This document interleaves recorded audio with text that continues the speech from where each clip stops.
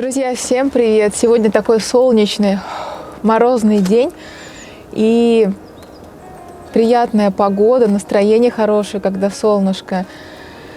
В такие моменты вспоминаешь какие-то свои фантазии, мысли насчет будущего. И сейчас я понимаю, что я достигла некой цели. Ну вот по поводу скребков. Сейчас мне пришла уже вторая партия скребков таких. Я сегодня покажу видео, как это все начиналось, как начиналась моя задумка со скребками. Вот здесь написано «Скребок», Ольга Буганова. Они сделаны из латуни, я их применяю в самомассаже. Вы могли уже видеть видео на моем канале. И в профессиональном массаже. Этот скребок вы можете заказать, перейти на мой сайт курса массажа Ольги Бугановой, и я лично вам его вышлю по почте. Также вы можете набор заказать скребок и эмульсии. Конечно, в наборе это будет все дешевле. Но маркетинг, без него никуда. Но скребки, конечно, потрясающие. Я прям хотела идеальный скребок. Меня многие спрашивают, ну почему ты не сделала его из нержавейки? Ну, во-первых, нержавейка тоже неплохой металл, но он не лечебный, как латунь. Латунь – это сплав цинка и меди. Ну, нержавейка, она другого цвета, серебряного. А здесь он, конечно, и более лечебный. Микроэлементы там присутствуют лечебные, как медь и цинк. Но вот из нержавейки почему-то не хотелось мне делать. Их здесь много, этих скребков. Вот они каждый запакованы. И сейчас они еще такие вот блестящие. Я покажу, как их очищать. Они становятся немножко темнеют, но очищать их очень просто. Наносишь лимонный сок, в следующих видео покажу, наносишь лимонный сок и потом крепкий раствор соды. И он становится таким же блестящим и красивым. Очень прочный такой скребок. Ну а сейчас посмотрите, как это все начиналось. Друзья, всем привет! Сегодня я приехала на производство. У меня есть некая задумка сделать такой скребок, который будет в виде как скребки гуаша, но только он будет многофункциональный, он будет для антицеллюлитных методик, для лица. Вот такую я сделала сама разработку, долго вырезала их на бумаге, из всяких картонок там. И, в общем, я хочу его сделать из латуни, этот скребок, и использовать для массажа лица и в техниках по коррекции тела. Вот сейчас я иду на производство. Я надеюсь, что цена все устроит. Мы составим договор, и тогда уже будем ждать эти скребки в реализацию. Друзья, заходим на производство.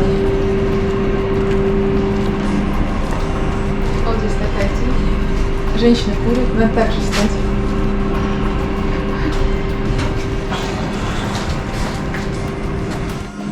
Ну все, друзья, вот я подписала договор, будет скоро образец скребка, будет также гравировка до массаж на скребке.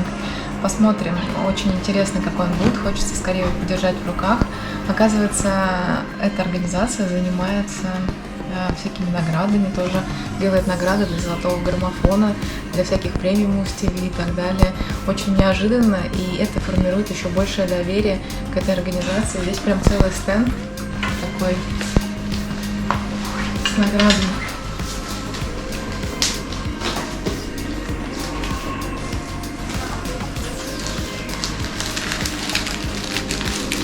Так что теперь мой скребок будет отливаться там же, где отливается премия для золотого граммофона и кубки. Представляете? Какая неожиданность. Теперь я этим скребком активно работаю. Он неубиваемый и неистребляемый. Сейчас я буду просто выжимающие движения делать, которые можно делать и вверх, и вниз, так как это не перекаты. Ничего страшного, если я буду выжимание делать вниз. Вы не отечете, и ваша лимфа не потечет в обратную сторону. Как многие пугаются, что же такое движение, выжимание в обратную сторону.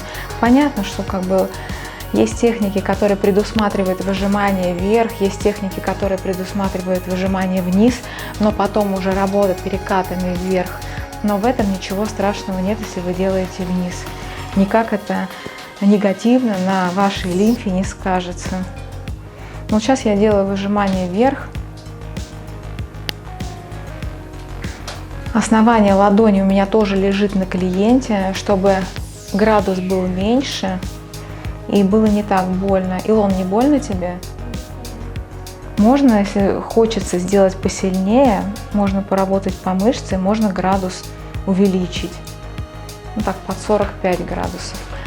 Конечно, здесь удобнее работать левой рукой, чтобы кисть была ровная, чтобы вот этих искривлений, как я сейчас показывала, не было, потому что это негативно сказывается на суставах. То есть правильно держать вот скребок.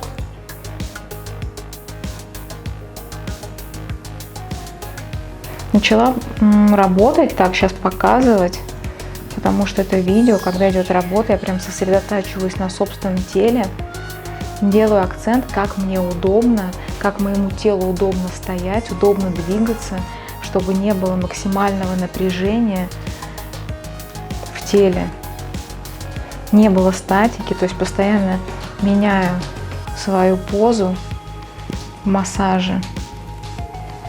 Как здесь? Чувствительно? Да, хорошо. Но сильнее не надо, да? Угу. И движение, конечно же, идет от всего тела. То есть у меня рука как продолжение тела. Вот я делаю небольшое приседание в коленях, немного ноги подсогнула и делаю выпад вперед небольшой, не уводя колено за носок. И тем самым я двигаю руку свою. То есть вот мое движение телом. Не рукой я работаю, хотя такие движения тоже можно. Я говорю о том, что нужно чередовать движения. Не зацикливаться только на одних движениях рукой, но и подключать тело, чтобы было работать комфортно. Ну и так скребок на самом деле очень сильный. Я сейчас с самой мягкой поверхностью работаю. Ты уже чувствуешь, да, что прям активно. Если я перехожу, например, на зону ягодицы и хочу проработать больше ягодицу, то тогда я беру скребок в другую руку и работаю так, чтобы кисть опять у меня была стабильна, не было никаких искривлений в области лучезапястного сустава. От скребка быстро появляется гиперемия такая яркая, так же, как от банки.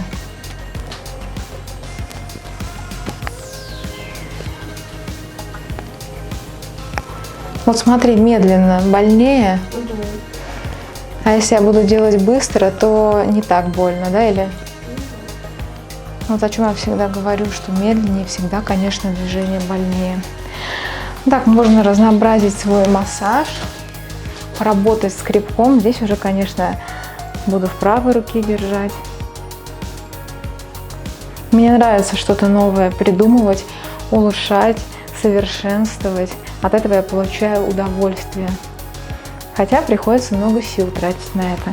Но все равно очень приятно. Друзья, подписывайтесь, ставьте лайки, пишите, что вам нравится в этой жизни, чем вам нравится заниматься. Может быть, наоборот, вам нравится не совершенствовать, а наоборот, что-то старое ломать.